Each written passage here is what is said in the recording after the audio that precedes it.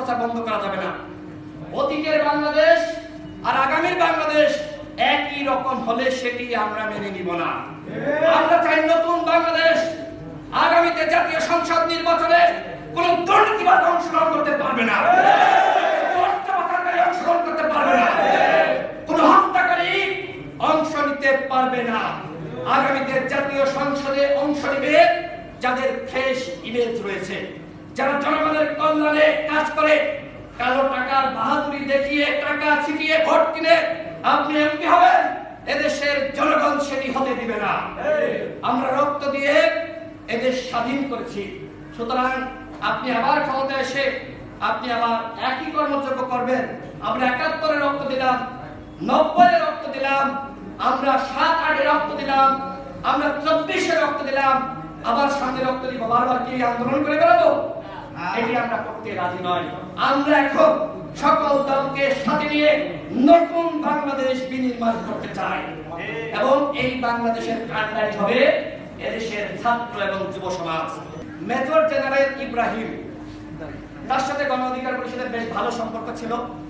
তো একদিন তিনি আমাকে এবং আমাদের সভাপতি নুরুল হক নুরকে তার বাসায় দাওয়াত দিলেন। সেখানে দেখলাম যে ডিজিএফ এর একজন বড় কর্মকর্তা, আমরা জানতাম না। তিনি এর আগেও তার বাসায় বিভিন্ন রাজনৈতিক বিষয় নিয়ে আলোচনা করার জন্য দেখেছেন। তো ওই দিন দেখলাম যে ডিজিএফ এর একজন বড় কর্মকর্তা। আমি এবং আমাদের সভাপতি নুরুল হক নুর এই বিষয়টি দেখে আমরা বিব্রত হয়ে গেলাম যে তিনি আমাদেরকে এইভাবে একজন ডিজিএফ এর কর্মকর্তার সামনে কেন ডাকলেন। হঠাৎ করে আমাদেরকে বলা হলো যে নির্বাচনে যেতে হবে। আমরা ওই ডিজিএফআই কর্মকর্তার সামনেই বললাম যে আমরা নির্বাচনে অংশ নিতে পারবো না। আমরা সরাসরি বলে দিয়েছি, যে কারণে ডিজিএফআই কর্মকর্তা সেখানে তিনি চেয়ার থেকে দাঁড়িয়ে পড়লেন। মানে তিনি বোঝালেন যে আপনি তাদেরকে ডেকে এনেছেন যারা নির্বাচনে যেতে চায় না। ইব্রাহিম ভাই তাকে বোঝানোর চেষ্টা করলেন। দেখেন, আজকে ইব্রাহিম ভাই নির্বাচনে গিয়েছিল, আমরা তরুণ নেতৃবৃন্দ আমরা নির্বাচনে অংশ নিই না। এখান থেকে প্রমাণিত হয় যারা তরুণ তারা কখনোই লোভের ফাঁদে পা দেয় না। যাদের বয়স হয়ে গেছে তারা শেষ বয়সে এসেও এমপি মন্ত্রী হতে চায়। সুতরাং আজকে কেন তরুণদেরকে গুরুত্ব দিতে হবে সেটি আমাদের সকলকে বুঝতে হবে। আজকে যাদের বয়স হয়ে গেছে তারা লোভে পড়তে পারে, কিন্তু আমরা লোভে পড়ি নাই। গণ অধিকার পরিষদ দেশের মানুষের কল্যাণে কাজ করে যাচ্ছে। 2018 সালে আমরা এই পুনঃসংস্কার আন্দোলনের বীজ বপন করেছিলাম। এই আন্দোলন আমরা সফল করেছিলাম। আপনারা সকলেই জানেন।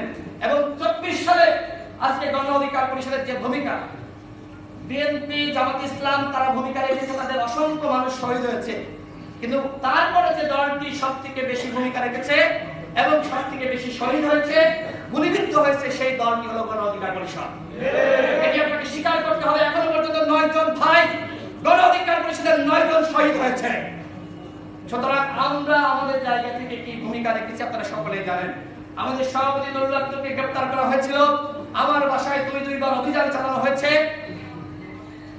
সভাপতি নুরুল হক নুর রিমান্ডে থাকা অবস্থায় তাকে যেভাবে নির্যাতন করা হয়েছিল আপনারা সকলেই জানেন। তার হাতে হ্যান্ডকাফ পরানো।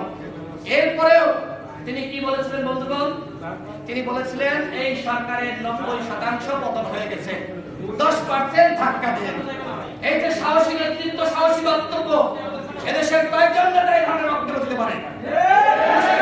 থাকা অবস্থায় যে সাহসী নেতৃত্ব এই বক্তব্য দিতে পারে